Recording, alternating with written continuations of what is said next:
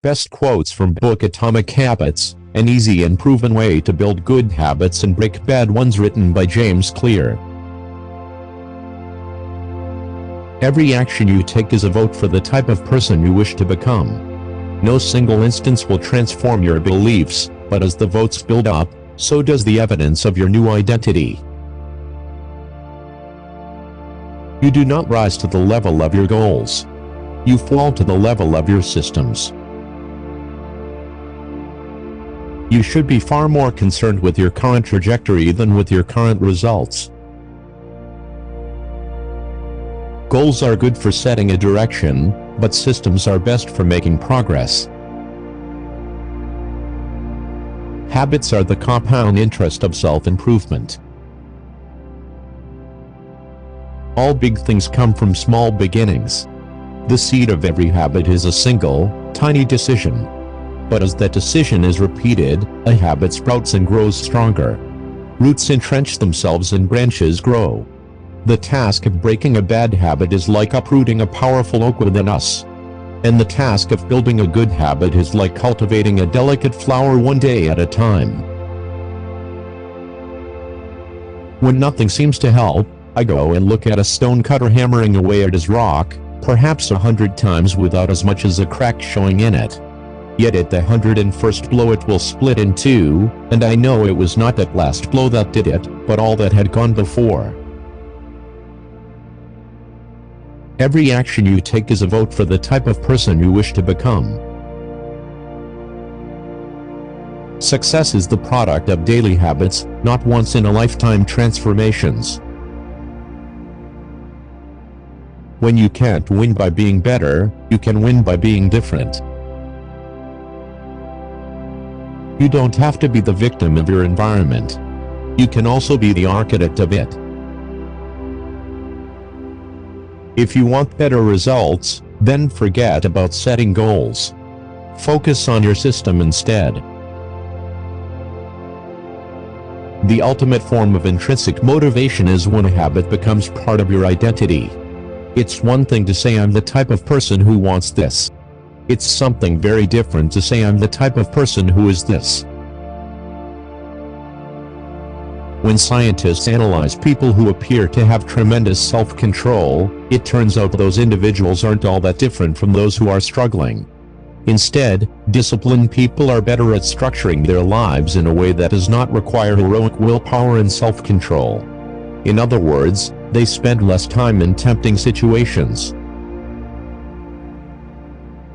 Every action you take is a vote for the type of person you wish to become. No single instance will transform your beliefs, but as the votes build up, so does the evidence of your new identity. This is one reason why meaningful change does not require radical change. Small habits can make a meaningful difference by providing evidence of a new identity. And if a change is meaningful, it is actually big. That's the paradox of making small improvements. It is easy to get bogged down trying to find the optimal plan for change, the fastest way to lose weight, the best program to build muscle, the perfect idea for a side hustle.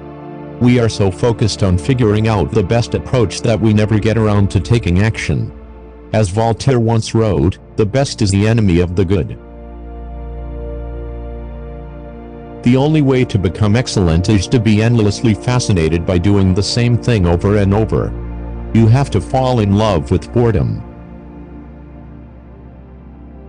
True long-term thinking is goal-less thinking. It's not about any single accomplishment. It is about the cycle of endless refinement and continuous improvement. Ultimately, it is your commitment to the process that will determine your progress. Getting 1% better every day counts for a lot in the long run. Missing once is an accident.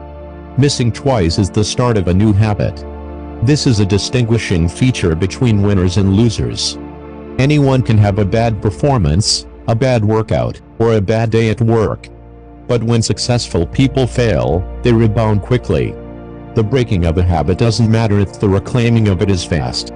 I think this principle is so important that I'll stick to it even if I can't do a habit as well or as completely as I would like. Too often, We fall into an all-or-nothing cycle with our habits. The problem is not slipping up, the problem is thinking that if you can't do something perfectly, then you shouldn't do it at all. Focus on whether you are fulfilling your own potential than comparing yourself to someone else. The fact that you have a natural limit to any specific ability has nothing to do with whether you are reaching the ceiling of your capabilities. People get so caught up in the fact that they have limits that they rarely exert the effort required to get close to them. Genes cannot make you successful if you're not doing the work. Until you work as hard as those you admire, don't explain away their success as luck. Happiness is simply the absence of desire. When you observe a cue, but do not desire to change your state, you are content with the current situation. Happiness is not about the achievement of pleasure, but about the lack of desire. It arrives when you have no urge to feel differently. Happiness is the state you enter when you no longer want to change your state. As Keith Buttress says, happiness is the space between one desire being fulfilled and a new desire forming. Good habits make time your ally. Bad habits make time your enemy. Emotions drive behavior. Every decision is an emotional decision at some level. Whatever your logical reasons are for taking action, you only feel compelled to act on them because of emotion. In fact, people with damage to emotional centers of the brain can list many reasons for taking action but still will not act because they do not have emotions to drive them. This is why craving comes before response. The feeling comes first, and then the behavior. Anyone can work hard when they feel motivated. It's the ability to keep going when work isn't exciting that makes the difference. Too often, we fall into an all-or-nothing cycle with our habits. The problem is not slipping up, the problem is thinking that if you can't do something perfectly, then you shouldn't do it at all. The road less traveled is the road of delayed gratification. If you're willing to wait for the rewards, you'll face less competition and often get a bigger payoff. As the saying goes, the last mile is always the least crowded.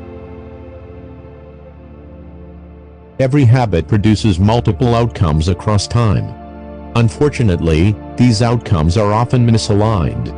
With our bad habits, the immediate outcome usually feels good, but the ultimate outcome feels bad.